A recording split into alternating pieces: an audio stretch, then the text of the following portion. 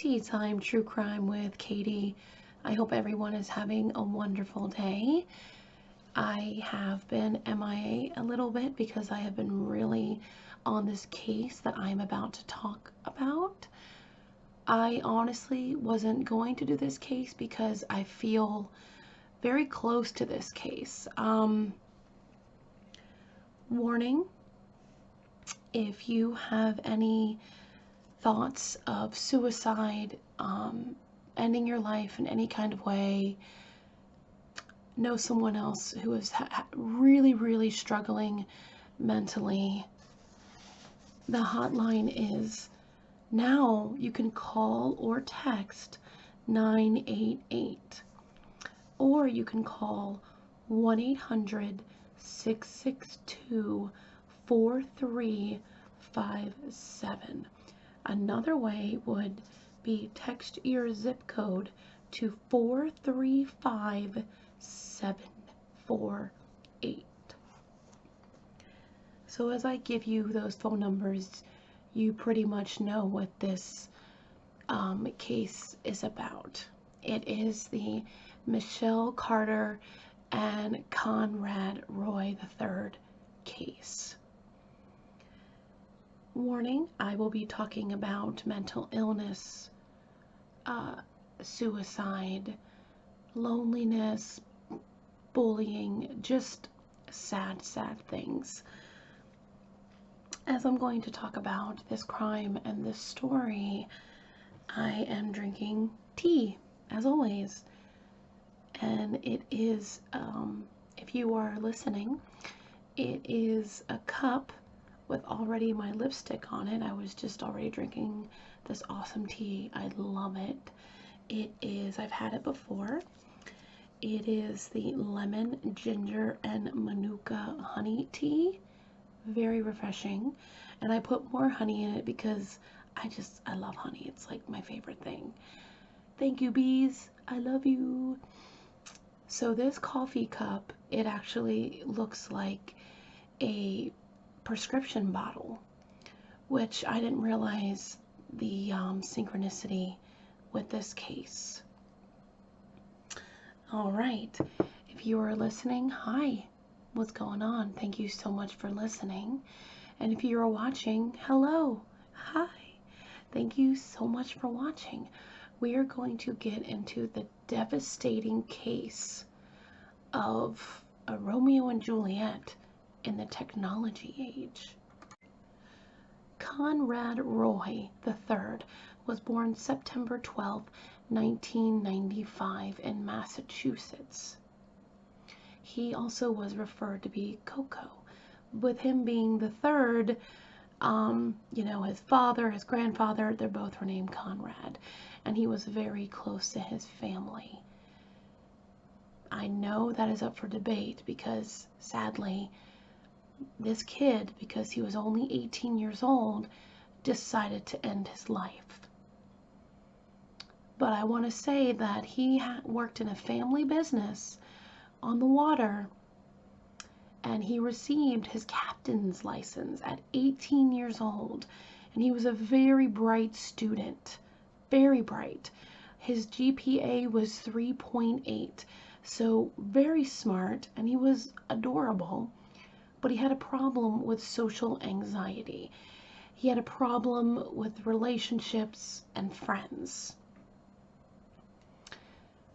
In this case, there is a lot of, I feel, teenage angst. I've read a lot of the text messages because, spoiler alert, this case is about how texting assisted in suicide and how Conrad's law came about. So Conrad was, I believe, mentally ill. He suffered from depression, anxiety, and again, he just had a very hard time. I watched The Girl from Plainville, the Hulu series, and it showed a very dramatic, kind of like a Romeo and Juliet kind of thing, which I'm really glad I watched it. And I listened to a few podcasts on this matter because I like to hear different opinions and perspectives And I'm glad I watched it, because honestly, when I read these text messages, I'm like, this girl is an evil, cold-hearted bitch. How could you be that evil? I just couldn't accept that a kid could be this evil to another kid for like no reason. So of course I'm digging. I am digging, digging, digging. And man, let me tell you, I found the culprit. Conrad's law is a law where if you are assisting in any kind of suicide, you face up to 5 years in prison in the state of Massachusetts. Not exactly the culprit, but in 2012, Conrad Roy met Michelle Carter, and they met actually a vacation in Florida. Even though Conrad's from Massachusetts, they found out that she lived only an hour away from Conrad in Plainville, and he lived in, oh man, it's a really cool name for this place, Mattapoisett. I probably butchered that name, please forgive me. But they lived only an hour away from each other, but they met actually in Florida.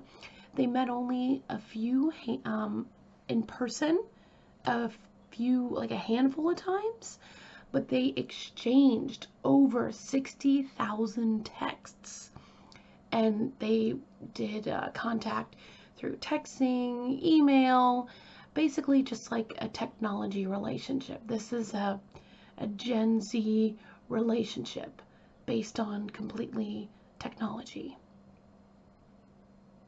As I found out in my research, Michelle Carter, yes, I am not trying to say anything about Conrad's family, but Conrad was suicidal. Conrad did try to take his life before. He was very depressed. He tried to overdose on Tylenol, I believe, a year before his final suicide attempt that sadly was, it succeeded. He swallowed a whole bottle of Tylenol, and he called his mom, and they got him just in time a year before, and he promised his mother that he would never do it again. Now, Michelle Carter, she was she was a sad, sad, lonely girl. She was the kind of girl in high school that really, really wanted friends and was very awkward, social anxiety as well. And her background is this, which to me, this is insane because I've tried to dig a little deeper, but there's like no information about this except a little bit about childhood, but not what dramatically happened to her. Michelle Carter actually was diagnosed with an eating disorder at only 8 years old. What is that? 2nd grade? And she also cut herself. She was cutting herself at that young age as well. Now, I'm not a doctor or anything like that, but something really, really messed up and traumatic had to happen to Michelle to be like that. She was on some antidepressant medicine at a very young age, at about, they say, 14 years old. Now, in the show, they said it's Celexa, but I'm not sure what the real antidepressant is. But what's important in this matter is that they were both medicated. They were both medicated. And when you're 18 and younger, I don't know, I feel like you're just a kid and you're too young to have something like that just mess up your brain. Like they're saying now that SSRIs are in antidepressants, and if you're 24 and younger, it may do more damage than good. We have serotonin and natural receptors in the brain, and the SSRIs from the medication can block those happy hormones, block those natural feelings of love, empathy, you know, the normality that you're supposed to feel. So when you're over medicated, your brain can only, do too much.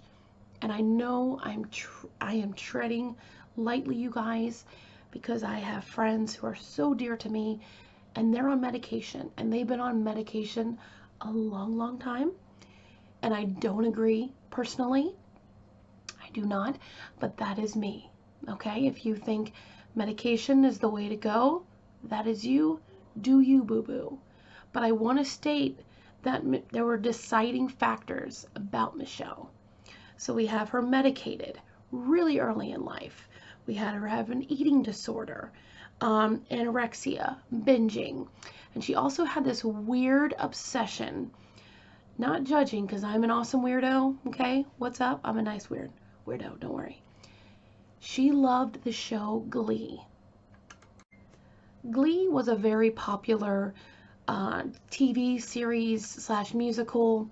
Personally, I never got into it, even though I loved Pitch Perfect. Never really got into Glee. But Michelle loved it so, so much that she just knew all the words. She also texted her friends, lines from Glee. And even texting Conrad, she would also text lines from Glee to Conrad. Now, Conrad was, suffering from depression, anxiety. He told her in text messages that his brain is just, he's different. His brain, it just does, it's not right. Like, he should be happy. He has great parents. He's smart. He has a nice smile. He said these in the video and in his video diary, but he can't not be depressed. I don't ever want to tell a parent how to treat their child because I don't have children myself. But there is definitely blame on the Roy family. They blame themselves. And I think it's horrible and sad. And they didn't realize, I don't think, the side effects of medication, especially when you give it to a child at a young age. That could have been the culprit. Michelle was medicated, he was medicated, and Conrad was the kind of person who said he wanted to take his own life all the time. And Michelle, in the beginning of the text, she really did want to help him. And of course, he was like, don't ever tell anybody about this. Just don't tell anybody about this. As I saw Michelle Carter on the stand, not on this, she could not testify at her trial. She didn't want to. She actually did not have a jury at her trial. It was all up to the judge. But she had her so-called friends, like they were testifying, and it just seemed like they were testifying for Conrad because Michelle was thinking she had these dear friends, and they were just saying that they were not really her friend. She was very needy, basically like she tried too hard. I mean, that had got to be so devastating to hear. I don't know if you guys all been there. I feel like we all have. It's a journey. People say they're your friends, especially in high school. It's so fickle. It's so cliquey. And my experience is, man, I can't believe I'm about to say this. Now, if you're worried that you're going to lose your friendship when you're trying to help somebody, if they're talking about taking their own life, you may lose the friendship. I'm sorry to say it, you may. But the best part is you saved their life. And that's something that you will never forget. I was really good friends with this girl in high school. And we're Facebook friends now and comment on each other's stuff like once in a while now, but nowhere near friends as how we were in high school. And one day I remembered her beautiful handwriting. She had the most beautiful handwriting. And I saw now I know her lyrics that are written on the bathroom stall, and it just didn't feel right.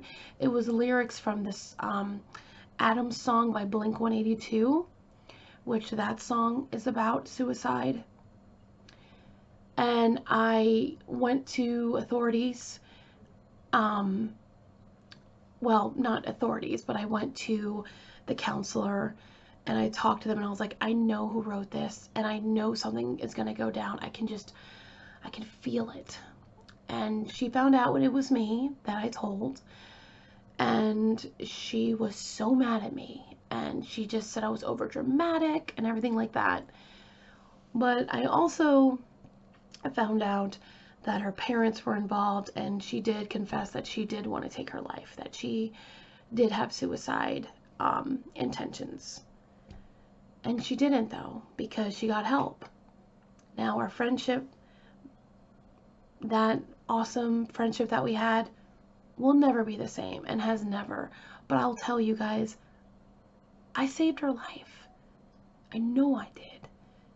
And even though I miss our time back in the day, even though it was like a million years ago, I helped somebody. And what frustrates me is Michelle had a chance to help Conrad. Even though he's like, don't tell, I'll never tell you again, like, I guess he was so angry at her, don't tell anybody.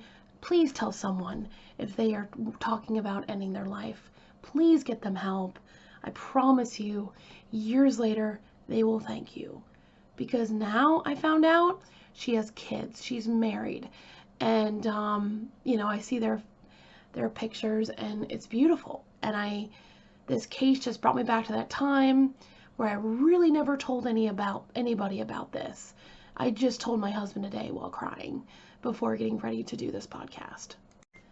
So yes, this case is really personal to me. It's just the vulnerability, and I have lost so many people to suicide. And it frustrates me because Michelle Carter really did push him to do it, because he would talk about it all the time. And I feel she thought maybe she was doing the right thing, and maybe she didn't really believe he would do it.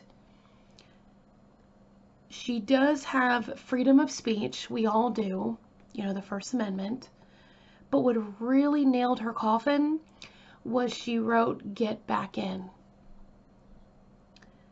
Conrad Roy died in his pickup truck in a Kmart parking lot with carbon monoxide poisoning.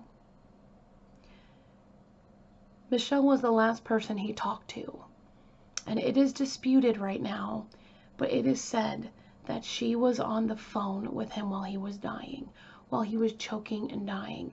He tried to get out of the truck first, and when she was talking to him, she told him to get back in.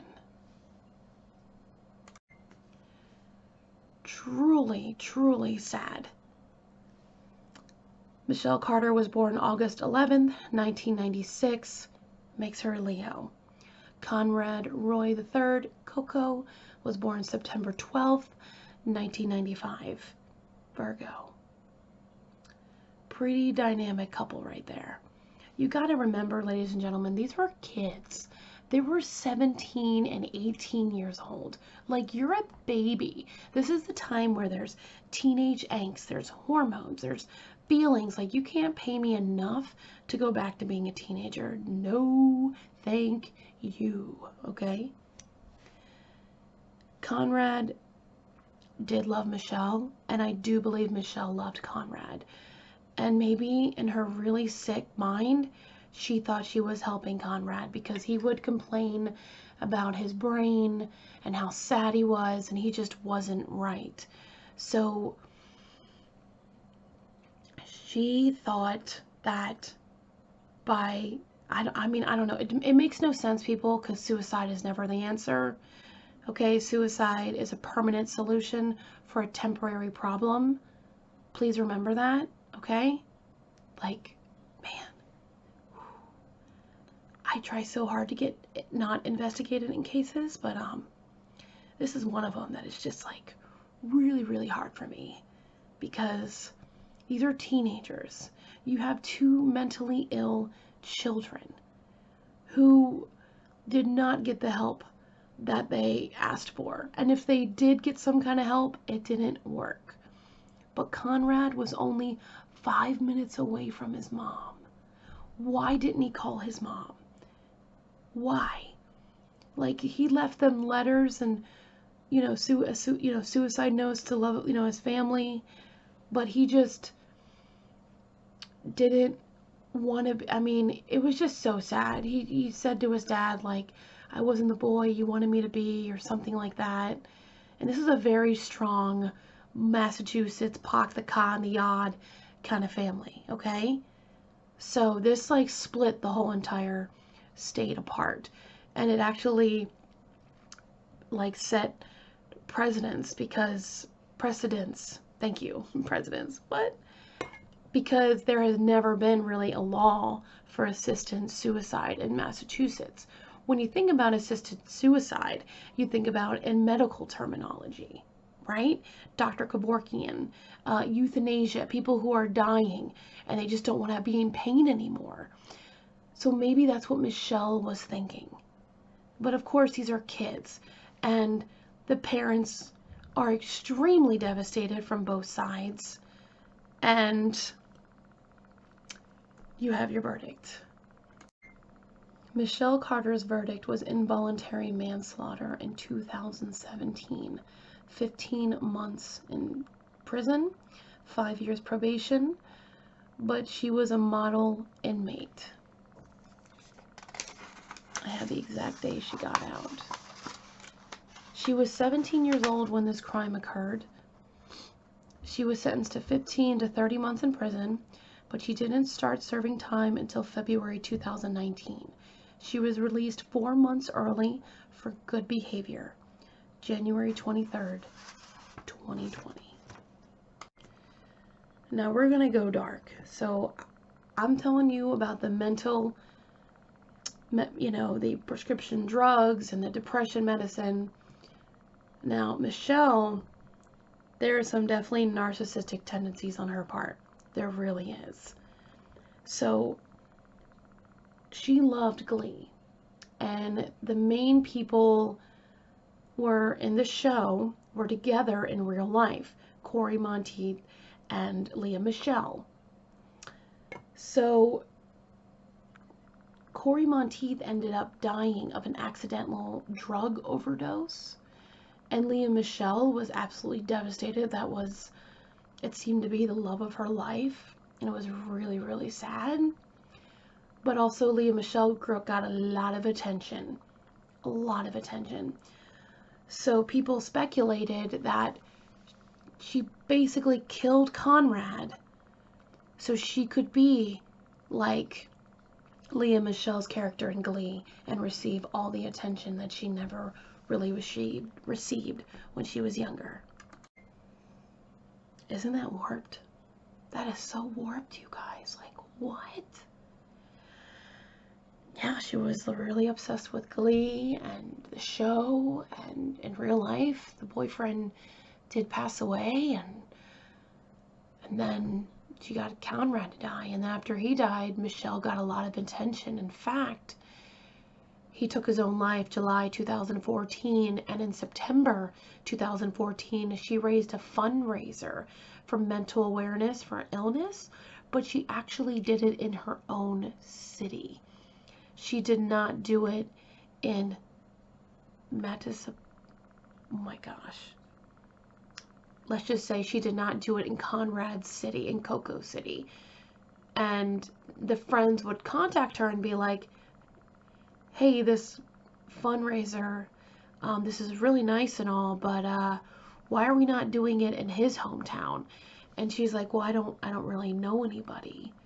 And, I don't know anybody from that town. So I decided to have it here, and, they can make the trip here. and Michelle also asked for the ashes of Coco, which that is so insensitive. I was blown away. She also texted the mother of Coco a lot. It's just so sad because the mother really had no idea. She knew her son promised to never do it again, and before he took his life, they spent all day at the beach together. That is just tragic. And then he just put the pump in his truck and took his own life. When he was found, he had his sunglasses on and his skin was red, which is, that's a new one, you guys. If you have carbon monoxide poisoning and you are found, you're going to have a red tintish look to your skin.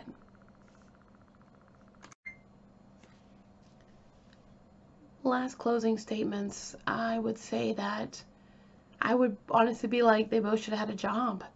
Did something other than text someone over and over again.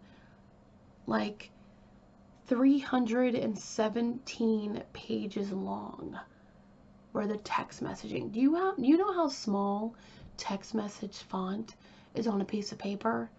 They text each other over 60,000 times. That's insane. Coco did work on the boat with his dad, so he did have a job. So far, Michelle really didn't have a job. She just did softball, and she was like an average student, but she was a very lonely girl.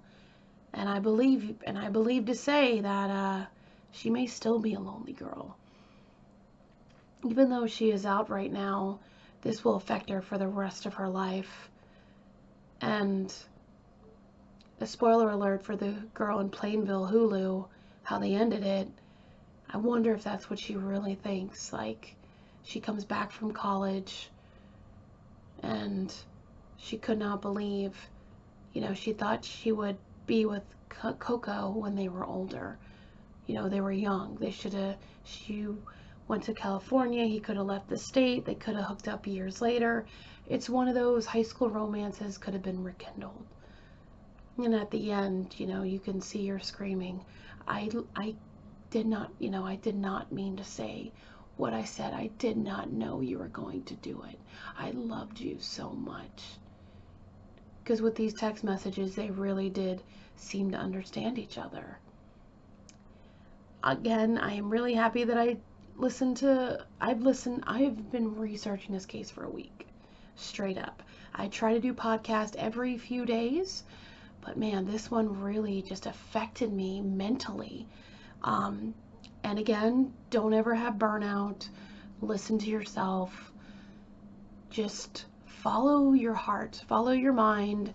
If I was going to do it 2 days ago, 1 day ago, but I had to find more on this case because they had a crazy, insane love story. And it was very misunderstood. And I just wish that when the phone was on and the parents saw someone constantly texting someone, who's this, who's that, maybe have them over for dinner, be a little closer, be more in the kids' minds. But of course, I don't want to say that because the parents, both sides, already have enough blame because this case, again, is affecting them for the rest of their lives.